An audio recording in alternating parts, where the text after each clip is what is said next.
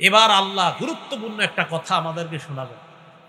যারা সম্পদওয়ালা মক্কায়, আল্লাহ বলেন হাবিব এই মক্কার মানুষ একটা ঘটনা জানে অতীত যুগের, ওই ঘটনাটা তাদেরকে আবার স্মরণ করান। এখন আল্লাহর কোরআনের মাধ্যমে আল্লাহ আমারে আপনারেও ঘটনাটা জানায় দিবে। আমি ঘটনাটা আগে বলি, এরপর আয়াতগুলো বলতেছি, খুব মন দিয়ে শুনেন। দেশের নাম ইয়ামান। বলেন কোন দেশ?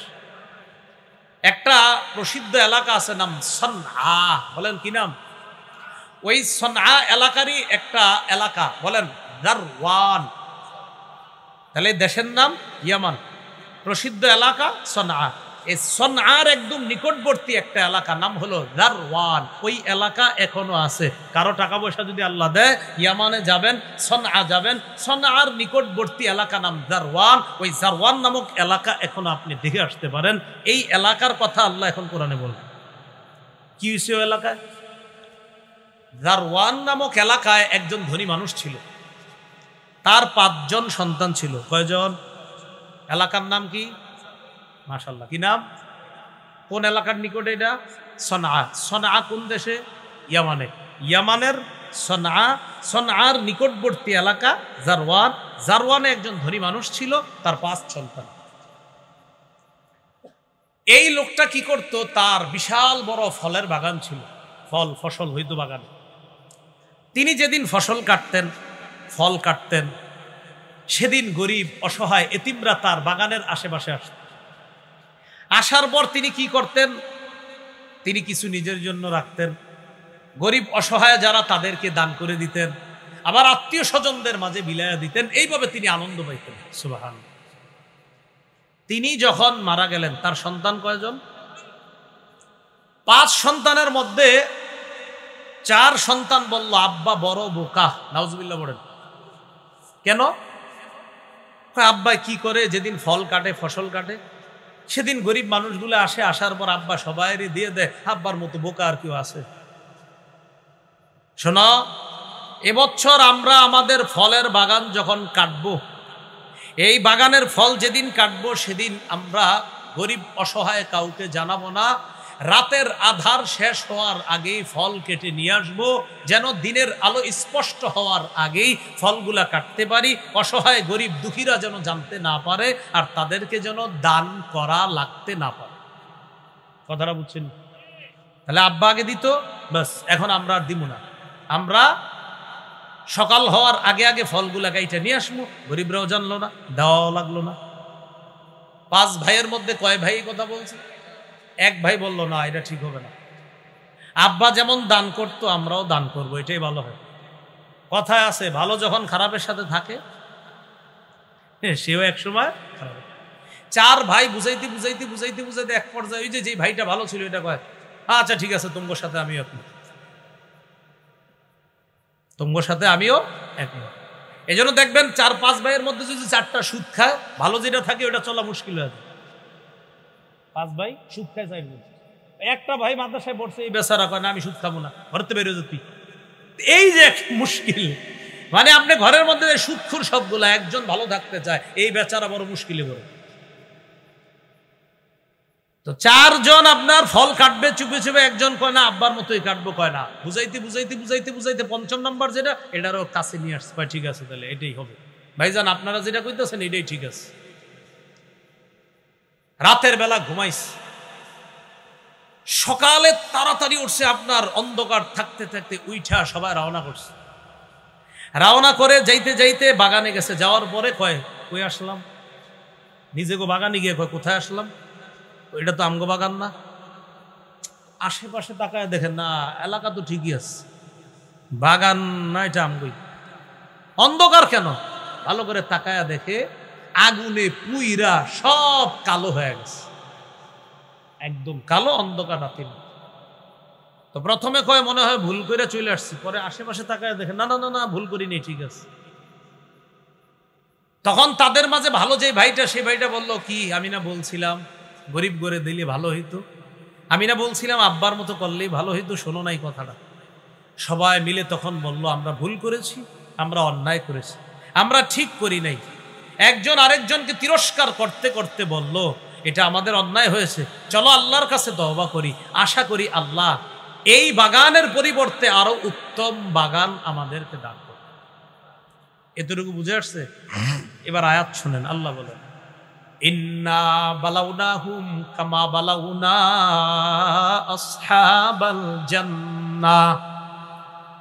হাবিব, আমি মক্কাবাসীদেরকে পরীক্ষা করি, পরীক্ষায় ফেলেছি ওই পরীক্ষা যেই পরীক্ষায় আমি ওই বাগানওয়ালাদেরকে ফেলেছি। বাগানওয়ালা কোন বাগান, কোন দেশ? ইয়ামান। কোন শহর প্রসিদ্ধ? সনা। ওই শহরের কাছাকাছি এলাকার নাম জারওয়ান।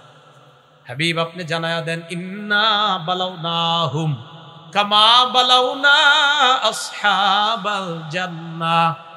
আমি তাদেরকে সম্পদ দ্বারা পরীক্ষা করি, ওই পরীক্ষা যেমন পরীক্ষা করেছিলাম ইয়ামানের সনা এলাকার নিকটবর্তী জারওয়ান নামক এলাকার ওই 5 ভাইয়ের বাগানওয়ালা, যেই 5 ভাই, আমি তাদেরকে যেমন পরীক্ষা করেছিলাম তাদেরকেও তেমন পরীক্ষায় ফেলেছি।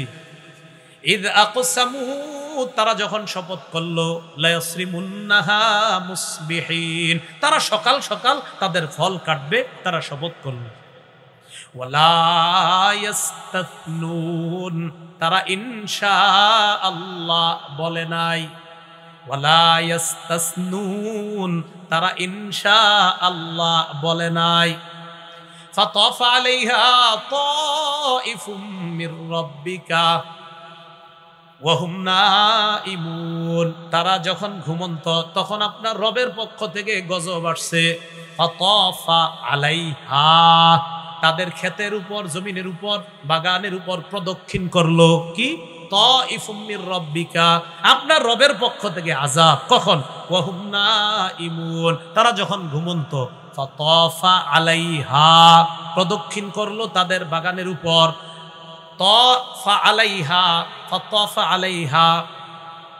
আল্লাহ বলেন ওয়ালা ইয়াস্তাসনুন ফাতাফা আলাইহা, এরপরে কি? তাইফুম মির রাব্বিকা ওয়া হুম নাইমুন, আপনার রবের পক্ষ থেকে গজব আসছে। কখন? যখন তারা ঘুমন্ত ছিল। তখন কি হইল? আয়েশা ফাসবাহাত কাসরিম, বাগানটা কালো নিকষ অন্ধকার রাত্রির মতো হয়ে গেছে। আসলে বাগানের সব উইরা কালো ছায়ের মতো হয়ে গেছে, পুরে কালো ছায়ের মতো হয়ে গেছে। ফাসবাহাত কাসরিম ফাতানাদাউ মুসবিহিন, আমার দিকে তাকান, আমার দিকে তাকাইলে বুঝবেন না একটা। ফাতানাদাউ মুসবিহিন, সকালে একজন আরেকজনকে ডাকতেছে, ওঠ ওঠ ওঠ ওঠ ওঠ, তাড়াতাড়ি তাড়াতাড়ি ওঠ। ফাতানাদাউ, ডাকাডাকি করতে লাগলো। মুসবিহিন, সকালে, এই ওঠ ওঠ, চল চল বাগানে চল। ইতিমধ্যে কিন্তু সব কাহিনী হয়ে গেছে, তারা তো আর জানে না। তো আল্লাহ বলে আমি তো যা ঘটানোর ঘটাইছি। ফাতানাদাউ, এবার তারা ডাকাডাকি করলো। মুসবিহিন, সকালবেলা একজন আরেকজন। কি বললো ডাইকা? আনিকদু আলা হারসিকুম ইন কুনতুম সারিমিন, তাড়াতাড়ি চলো বাগানে, তাড়াতাড়ি চলো। যদি কিছু আহরণ করতে চাও, যদি কিছু পাইতে চাও, ফল যদি গরিবদেরকে না দিয়া পাইতে চাও, তাড়াতাড়ি চলো। এরপরে কি করে দেখেন, হুম ইয়াতাখাফাতুন। তাখাফাতুনের অনুবাদটা কেমনে বুঝাই? যে দেখেন, এই যে আস্তে আস্তে আস্তে ধীরে, কেউ যেন না জানে। আরে বুঝছেনি?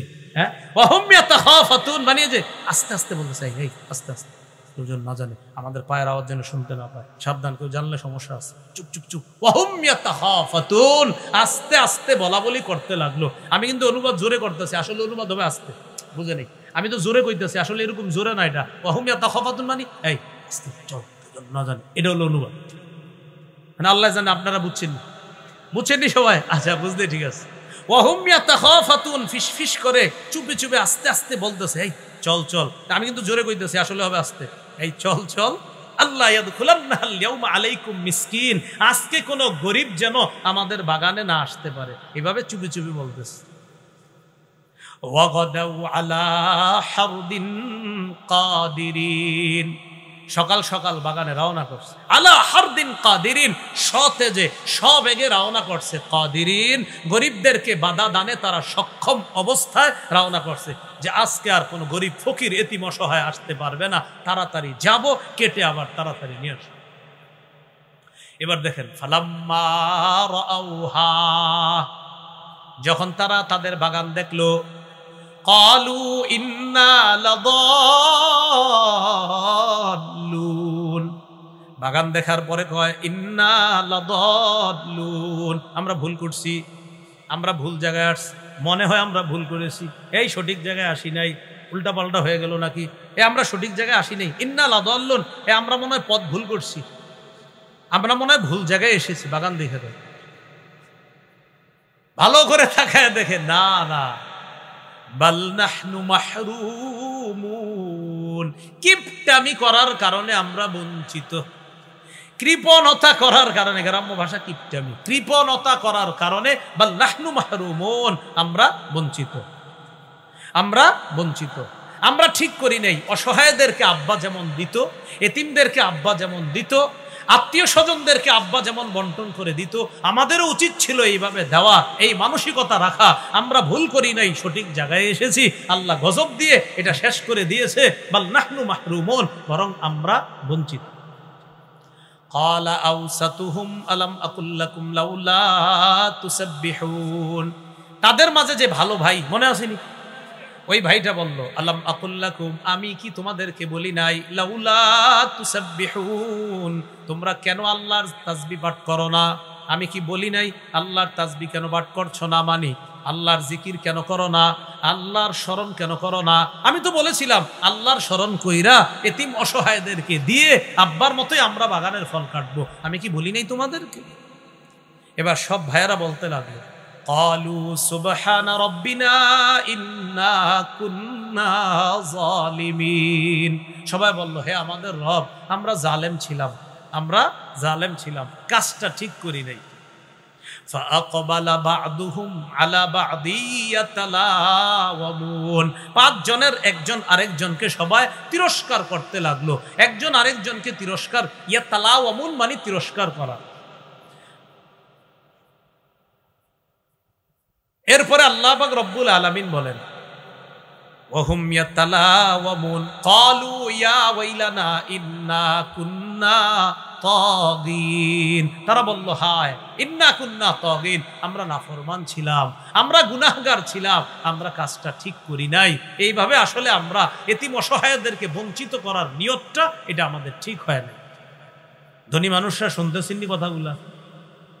এরপরে আল্লাহ পাক রব্বুল আলামিন তাদের বক্তব্য উপস্থাপন করেন, আসা রব্বুনা আইয়ুবদিলানা খায়রাম মিনহা, আমাদের আশা আমাদের রব এই বাগানের পরিবর্তে উত্তম একটা বাগান দিবেন। ইন্না ইলা রব্বিনা রাগিবুন, আমরা আমাদের রবের কাছে ফিরে আসলাম, তওবা করলাম, প্রত্যাবর্তন করলাম, আমরা অন্যায় করেছি, আমরা ভুল করেছি, আমরা ঠিক করি নাই।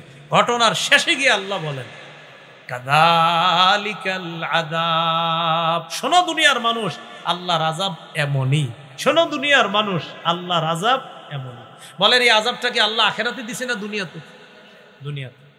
এরপরে আল্লাহ বলেন, জেনে রাখবা, ওয়ালা আযাবুল আখিরাতি আকবার, দুনিয়ার আযাবের স্যাম্পল তোমাদেরকে দিলাম, আর মনে রাখবা আখিরাতের আযাব ভয়ঙ্কর, কঠিন, অনেক বড়।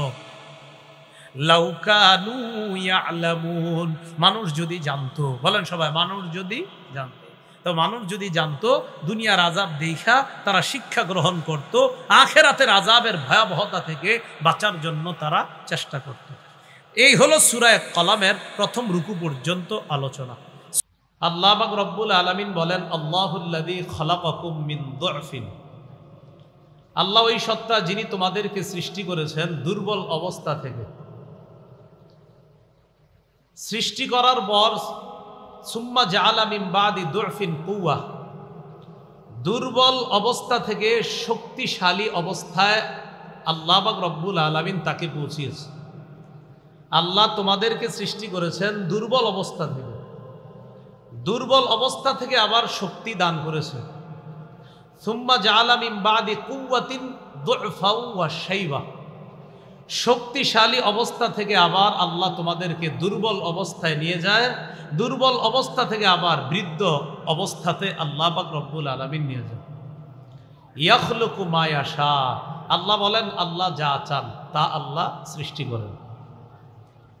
ওয়া হুয়াল আলিম, তিনি সর্বজ্ঞানী, কাদির, তিনি সর্বময় ক্ষমতার অধিকারী।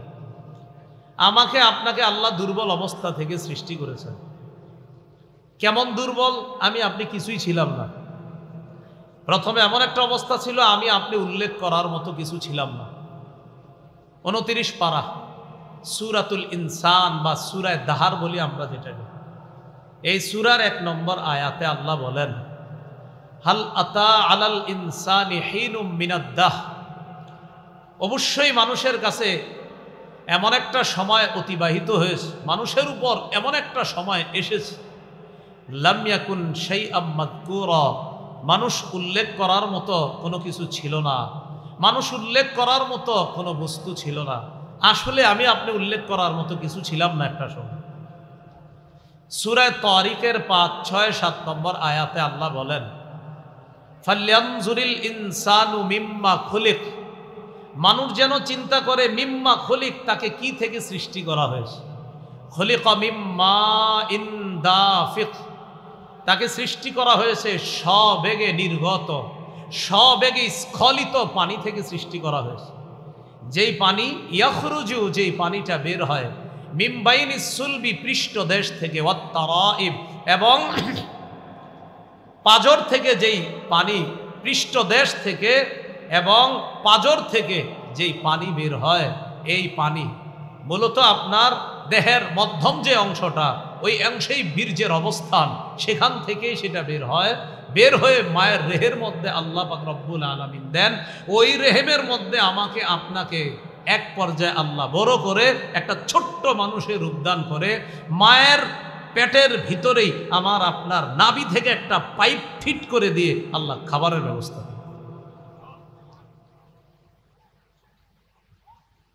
আল্লাহ পাক রব্বুল আলামিন সূরা হজের 5 নম্বর আয়াতে বলেন, ইয়া আইয়ুহান নাসু ইন কুনতুম ফি রাইবিম মিনাল বা'স, হে মানুষ, তোমরা যদি পুনরুত্থানের ব্যাপারে সন্দিহান হও, ফাইন্না খালাকনাকুম মিন তুরাব, মনে রাখো আমি তোমাদেরকে সৃষ্টি করেছি মাটি থেকে, সুম্মা মিন নুতফা, এরপর শুক্র বিন্দু থেকে।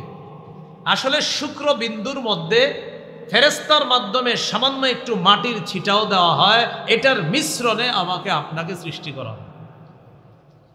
সুম্মা মিন আলাকা, এরপর জমাট রক্ত থেকে। সুম্মা মিন মুদগা, এরপর মাংসপিণ্ড থেকে। মুখাল্লাকা, যেই মাংসপিণ্ডটা এটা কখনো রূপদান করে, গায়রি মুখাল্লাকা, আবার কখনো এটা রূপদান করে না। রূপদান করার আগেই মায়ের পেটে এটা নষ্ট হয়ে অবশ্যন হয়ে যায়। মুখাল্লাকা ওয়া গায়রি মুখাল্লাকা, কখনো এই মাংসপিণ্ডটা এটা রূপদান করে আবার বাড়তে থাকে, কখনো রূপদান করার আগে গায়রি মুখাল্লাকা, এটা আবার রূপদানের আগেই শেষ হয়ে যায়, পেট থেকে বের হয়ে যায়। আল্লাহ পাক রব্বুল আলামিন চাইলে এটা বড় হয়। এটা কেন করি? লিনুবাইয়িনা লাকুম, আমি এইভাবে করি তোমাদেরকে বয়ান করার জন্য, জানিয়ে দেওয়ার জন্য, চিন্তা ভাবনা যেন করতে পারো। মাংসপিণ্ড করার পর ওয়া নুকিররু ফিল আরহামি মা নাশাউ ইলা আজালিম মুসাম্মা, এরপর আমি আল্লাহ যতদিন চাই নুকিররু ফিল আরহাম, মায়ের রেহেমের মধ্যে রেখে দেই। আমরা 10 মাস 10 দিন বলি, 10 মাস 10 দিনের বেশিও আল্লাহ রাখে। 11 মাস 12 মাস 13 14 মাসও সন্তান পেটে ছিল, এরকম হিস্টরি তো আমি জানি। কত মাস? 14, হ্যাঁ 9 মাসও হয়, 7 মাসে হয়। তা আল্লাহ বলেন আমি যতদিন ইচ্ছা, আমি যেই পরিমাণ ইচ্ছা মায়ের রেহেমের মধ্যে রেখে দিই। ইলা আজালিম মুসাম্মা, নির্দিষ্ট একটা সময় পর্যন্ত। কত সময় এটা আমি আল্লাহ জানি। সুম্মা নুখরিজুকুম তিফলা, এরপর তোমাদেরকে শিশু অবস্থায় তোমাদের মায়ের পেট থেকে বের করি। সুম্মা লিতাবলুগু আশুদ্দাকুম, এরপর তোমাদেরকে লালন পালন করি পরিণত বয়সে উপনীত হওয়া পর্যন্ত। ওয়া মিনকুম মাইয়ুতাওয়াফা, তোমাদের কেউ পরিণত বয়সে পৌঁছার আগেই মারা যায়। তোমাদের কেউ কেউ মারা যায়, অনেক আগেই মারা যায়, বাচ্চা অবস্থায় মারা যায়, 2, 3, 4, 5 বছরে মারা যায়।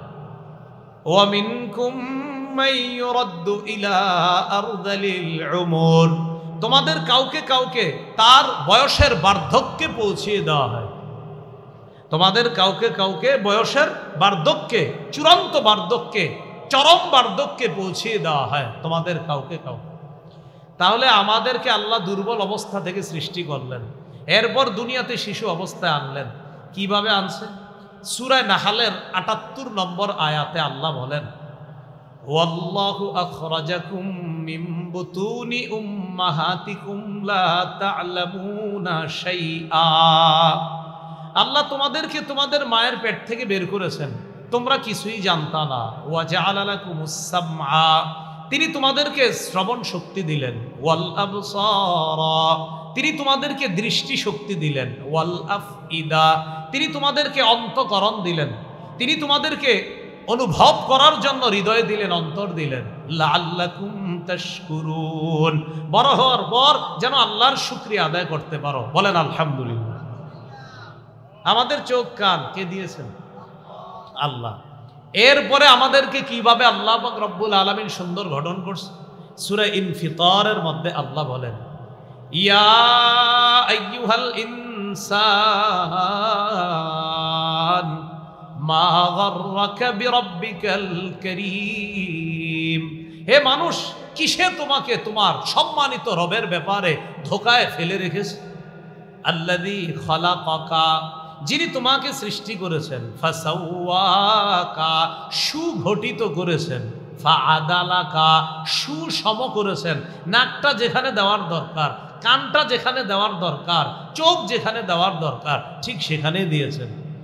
ফি আই সূরাতিম মা শাআ, যেই আকৃতিতে তিনি চেয়েছেন, রক্কাবাকা, তোমাকে আল্লাহ গঠন করেছেন। তাহলে আমাদেরকে দেখেন কত সুন্দর একটা শরীর, দুর্বল অবস্থা থেকে, প্রথম থেকে আসেন কিছুই ছিলাম না, সেখান থেকে আসলাম না পাক পানি, এখানে মাটির মিশ্রণ, এইভাবে আল্লাহ মায়ের পেটে আস্তে আস্তে বড় করে দুনিয়াতে আনলেন, সুসমভাবে আমাদের দেহের গঠন করলেন আল্লাহ। বলি আলহামদুলিল্লাহ। এইভাবে আল্লাহ আমাদেরকে দুনিয়াতে আনছেন যেন আমরা আল্লাহর শুকরিয়া আদায় বেশি বেশি করতে পারি। আল্লাহ তৌফিক দান করেন। এবার আসেন, আমাদেরকে আল্লাহ দুনিয়াতে পাঠাইছেন, ঠিক আছে, তা আমাদেরকে পাঠাইলেন কেন? সূরা জারিয়াতের ৫৬ নম্বর আয়াতে আল্লাহ বলেন, ওয়ামা খালাকতুল জিন্না ওয়াল ইনসা ইল্লা লিয়াবুদুন, মানুষ এবং জিনকে সৃষ্টি করেছি আমার ইবাদত করার জন্য। মানুষ এবং জিনকে সৃষ্টি করেছি আমার ইবাদত করার জন্য। এখন কথা হলো, ইবাদতটা কেমন করবেন? সূরা মুলকের ২ নম্বর আয়াতে আল্লাহ বলেন, আল্লাযী খালাকাল মাউতা ওয়াল হায়াতা লিয়াবলুয়াকুম আইয়ুকুম আহসানু আমালা, যিনি মৃত্যু জীবন সৃষ্টি করেছেন তোমাদেরকে পরীক্ষা করার জন্য। আইয়ুকুম আহসানু আমালা, তোমাদের মধ্যে কে অধিক উত্তম আমল করে, এই পরীক্ষা করার জন্য আল্লাহ জীবন মৃত্যু সৃষ্টি করেছেন। উত্তম আমলকারীর কি লাভ? সূরা কাহফের ৩০ নম্বর আয়াতে আল্লাহ বলেন, ইন্নাল্লাযীনা আমানু ওয়া আমিলুস সালিহাত ইন্না লা নুদিউ আজরা মান আহসানা আমালা, যে ব্যক্তি ঈমান আনে এবং নেক কাজ করে, আমি আল্লাহ ওয়াদা করলাম, লা নুদিউ আজরা মান আহসানা আমালা, যে উত্তম আমল করে আমি আল্লাহ তার প্রতিদান নষ্ট করব না বলে আমি আল্লাহ ওয়াদা করলাম। যে ব্যক্তি উত্তম আমল করে তার প্রতিদান আল্লাহ নষ্ট করবে না। তাহলে আমাদেরকে বানাইছে ইবাদতের জন্য। কেমন ইবাদত? উত্তম ইবাদত। উত্তম ইবাদতের লাভ কি? এই ইবাদত আল্লাহ নষ্ট করবে না। প্রশ্ন হলো, ইবাদতটা কতদিন করবেন? 14 পারা 6 নম্বর পৃষ্ঠা সূরা হিজরের 99 নম্বর আয়াত, একদম শেষ আয়াতে আল্লাহ বলেন, ওয়া'বুদ রাব্বাকা হাত্তা ইয়াতিয়াকাল ইয়াকিন, মরণ আসা পর্যন্ত তুমি তোমার রবের ইবাদত করো। বলেন কি আশা? সবাই বলেন কি আসা পর্যন্ত? এইটা বলার জন্য লম্বা ভূমিকা টানলাম। কি আসার পর্যন্ত ইবাদত? মরণ। তাহলে মরণ আসা পর্যন্ত ইবাদতের সময়। মরণ আসলে আর কিন্তু ইবাদত করতে পারবেন না। এখন কথা হলো মরণ আসবে কবে? সূরা লোকমানের 34 নম্বর আয়াতে আল্লাহ বলেন 5টি বিষয় আল্লাহ ছাড়া কেউ জানে না। ইন্নাল্লাহা ইনদাহু ইলমুস সাআহ, 1 নাম্বার কিয়ামতের জ্ঞান এটা আল্লাহর কাছে আছে। ওয়া ইউনাজ্জিলুল গায়স, বৃষ্টি আল্লাহ নাজিল করেন, বৃষ্টি কখন কি পরিমাণ হবে এটা আল্লাহ জানেন। 3 নাম্বার ওয়া ইয়ালামু মা ফিল আরহাম, মায়ের পেটে রেহেমের সন্তান ছেলে না মেয়ে তার ভাগ্য কি হবে, সে বড় হলে কি হবে, সুন্দর হবে না কালো হবে, কতদিন বাঁচবে, কবে মরবে, সব জানেন কে? আলট্রাসোনোগ্রামে যেটা ধরা পড়ে এটা কিন্তু রূপ আসার পরে, রূপ আসার আগে না। রূপ আসার আগে এটা ছেলে হবে না মেয়ে হবে এটা একমাত্র কে জানেন? আল্লাহ। এ গেল 3 নাম্বার। 4 ওয়ামা তাদরি নাফসুম মাযা তাকসিবু গাদা, কোন মানুষ জানে না সে আগামীকাল কি উপার্জন করবে। 5 ওয়ামা তাদরি নাফসুম বিআইয়ি আরদিন তামুত, কোন মানুষ জানে না কোথায় সে মৃত্যুবরণ করবে। তাহলে মৃত্যু কবে হবে এটা মানুষ জানে না, এটা জানে কে? আল্লাহ। বলেন মৃত্যু হবে এটা কেউ জানে না, কে জানে? আল্লাহ।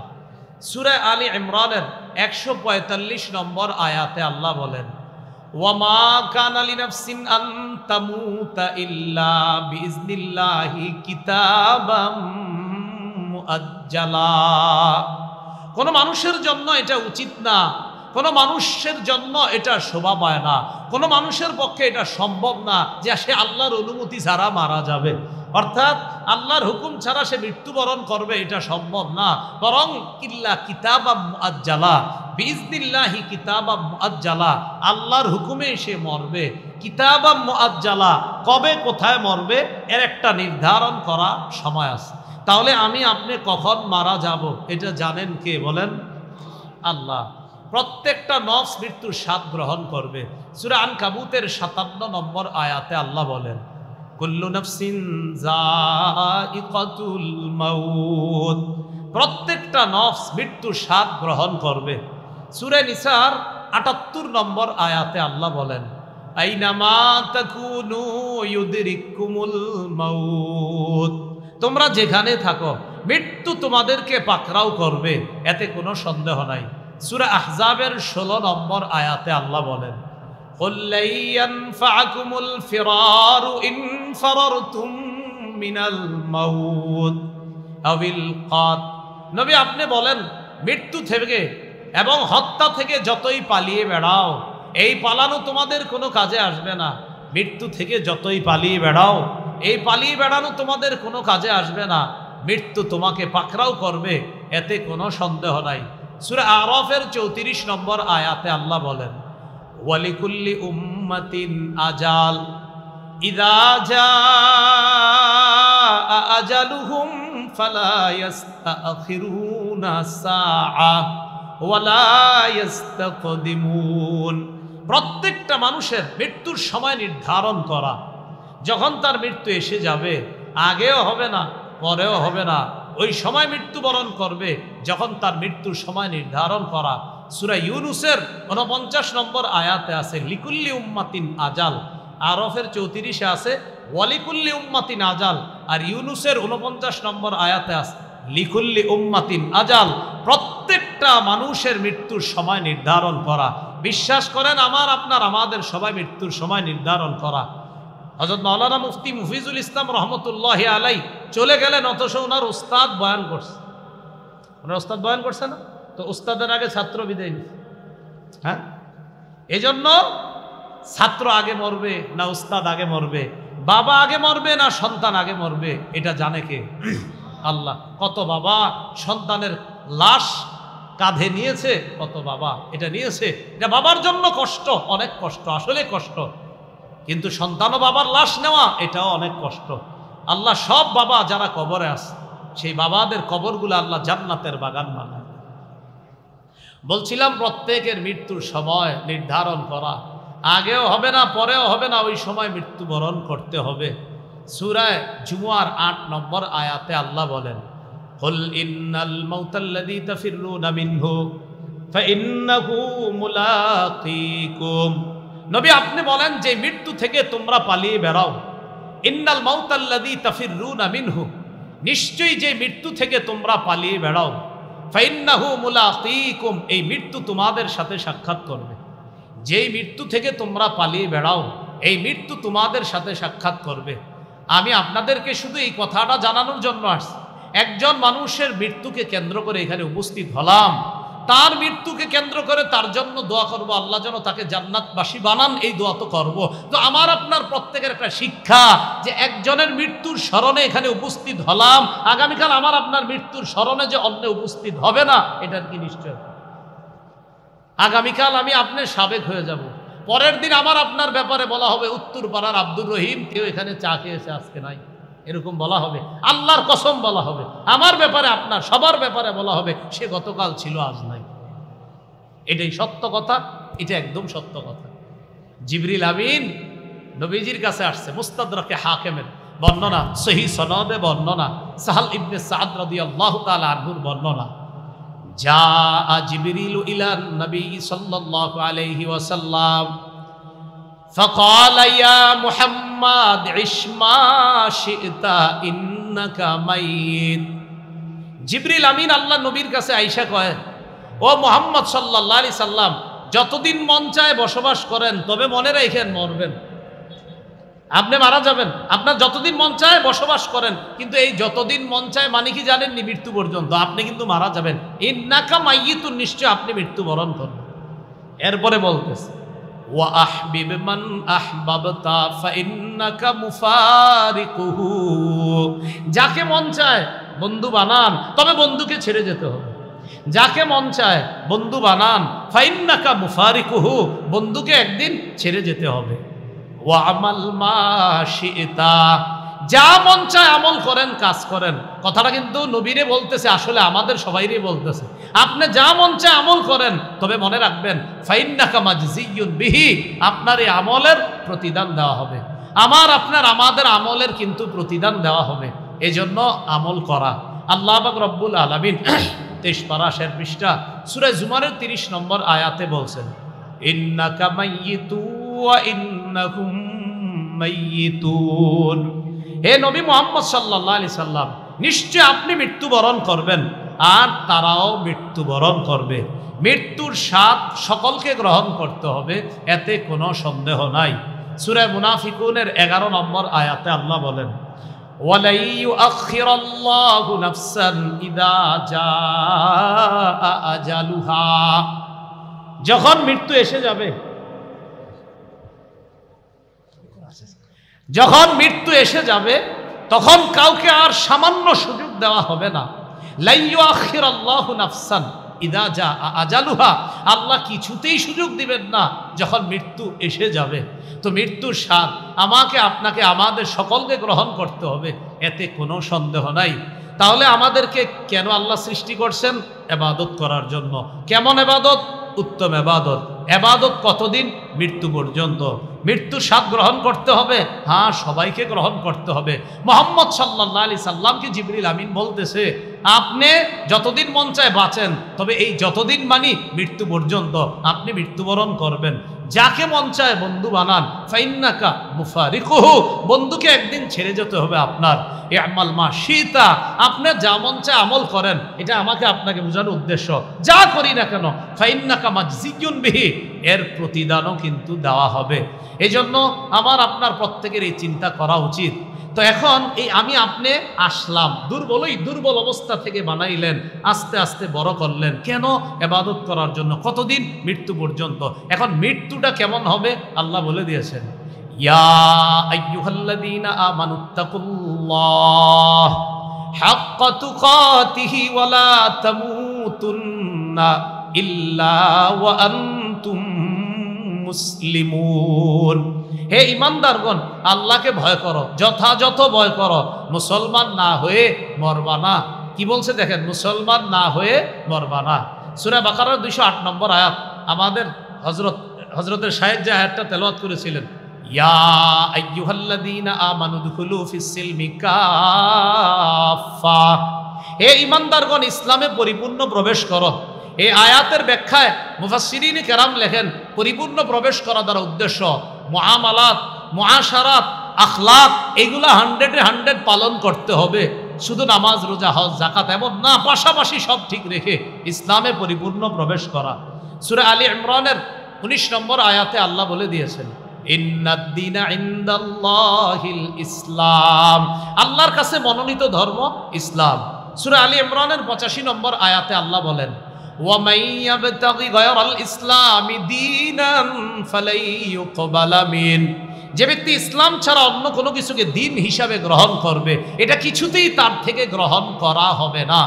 সূরা মাইদার 3 নম্বর আয়াতে আল্লাহ বলে দিয়েছেন, আল ইয়াউমা আকমালতু লাকুম দীনাকুম, আমি আজ তোমাদের জন্য দিনকে পূর্ণাঙ্গ করে দিলাম, ইসলাম দিনকে পূর্ণাঙ্গ করে দিলাম। ও আতমামতু আলাইকুম নি'মাতি, আমি তোমাদের উপর আমার নিয়ামতকে পরিপূর্ণ করে দিলাম, আমি তোমাদের উপর আমার নিয়ামতকে পরিপূর্ণ করে দিলাম। আমাদের শায়েখ যিনি উপস্থিত হয়েছেন হযরত মাওলানা শেখ হাসান জামিল হাফিজাহুল্লাহ, রমজানের আগে ফেব্রুয়ারি মাসে হযরতের একটা বয়ান শুনেছি আমি যাইতে যাইতে হযরত আলোচনা শেষ করেছেন নারায়ণগঞ্জ, হযরতের হয়তো মনে পড়ে গেছে, নারায়ণগঞ্জ সোনারগাঁও। তা আমি যাওয়ার আগে হযরত ঠিক এই আয়াতের উপর আলোচনা করতেছিলেন, আল ইয়াউমা আকমালতু লাকুম, এই আয়াত দিয়ে হযরত সেদিন বেদাত কি জিনিস এটা বুঝাইতেছিলেন, আমার পুরা মনে পড়তেছে। তো এই আয়াতে আল্লাহ পাক রব্বুল আলামিন বলেছেন, আজ আমি তোমাদের জন্য দিনকে পূর্ণাঙ্গ করে দিলাম আর তোমাদের উপর আমার নিয়ামতকে আমি পরিপূর্ণ করে দিলাম। এখন দেখেন দিন ইসলাম, এই ইসলাম আমরা পেয়েছি। তো আল্লাহ বলতেছেন মুসলমান না হয়ে তোমরা মরবা না। বাস মুসলমান কিভাবে থাকবো মরণ পর্যন্ত, সূরা হাশরের 7 নম্বর আয়াতে আল্লাহ বলে দিয়েছেন, মা আতাকুমুর রাসূলু ফাখুযু, মুহাম্মদ সাল্লাল্লাহু আলাইহি সাল্লাম যা দেন তা গ্রহণ করো, ওমা নাহাকুম আনহু ফান্তাহু, যা থেকে নিষেধ করেন তা থেকে বিরত থাকো। বাস মুহাম্মদ সাল্লাল্লাহু আলাইহি সাল্লাম যা দেন এটা গ্রহণ করা, যা থেকে নিষেধ করেন এটা থেকে বিরত থাকা। এজন্য আমরা সবাই যেন মুসলমান পরিচয়ে দুনিয়া থেকে আমরা যাইতে পারি। সবাই যেন, বিশেষ করে আজকে যার জন্যই আয়োজন, হযরত মাওলানা মুফতি মুফিজুল ইসলাম রহমতুল্লাহ, হযরত সহ হযরতের সন্তানাদি পরিবার, এখানে আমরা যারা, আমরা সবাই যেন ঈমান ইসলাম নিয়ে একসাথে আবার জান্নাতে আমরা দেখা করতে পারি। আল্লাহ তৌফিক দান করেন। সুবহানাল্লাহি ওয়া বিহামদিহি, সুবহানাকাল্লাহুম্মা ওয়া বিহামদিকা আশহাদু আল্লা ইলাহা ইল্লা আনতা আস্তাগফিরুকা ওয়া আতুবু ইলাইক।